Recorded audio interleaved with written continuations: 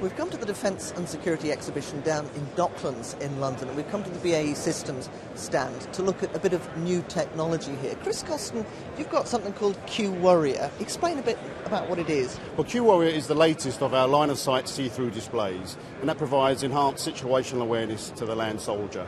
We've seen it in the aircraft environment for a long time now. We started to put it into land vehicles, and for BAE Systems this is the first time we've had a see-through display for the land soldier.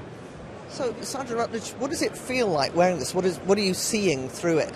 I'm seeing an update display. It's giving me situational awareness of where friendly forces are, where potential enemy targets are, where any air assets I may have. And how does it feel? Is it quite comfortable? Can you walk? Yeah, there's no additional weight or anything. There's nothing really to make it discomfort. It could be quite useful for commanders to give them an overall situational awareness on a battlefield. Chris, when people say situational awareness, what do they mean? They need to be fully aware of what's going on around you. So on the modern digital battle space, there's lots of information available, but the danger is that you can get overloaded. So it takes time to access the information, to understand it, and then make decisions. But if you can put that information heads up and eyes out, provide what information that the operator needs when he needs it in a way that is really intuitive, that improves his awareness of the situation, improves his decision making, makes him more effective.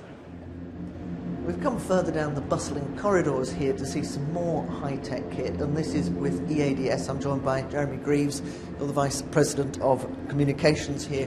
Tell us a bit about what we'll see here. The latest technology in fighter jets is something we call E-scan radar, active electronically scanned arrays. It allows the pilot to track more targets.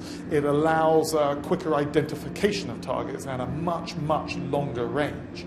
But the trouble is, how do we represent that graphically to our potential customers? This facility called the Touch Lab allows us to very, very quickly get the customer to appreciate the technology that this upgrade represents.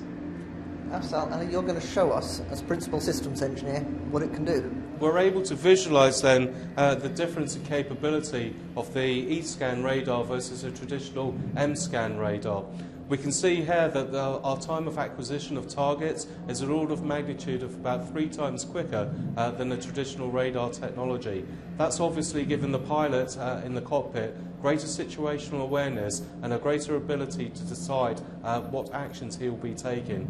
However, adversaries will know that they've been detected by the radar and will do a very simple manoeuvre just to break the pattern of the field of view of the radar.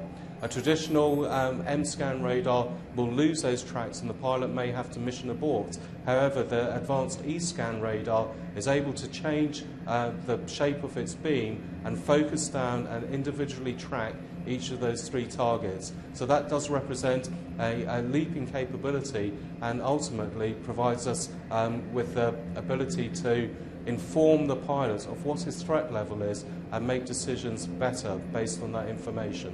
It helps to protect, it gives more information, and then if the adversary does a traditional manoeuvre to break that pattern, we're still able to detect and track those adversary aircraft.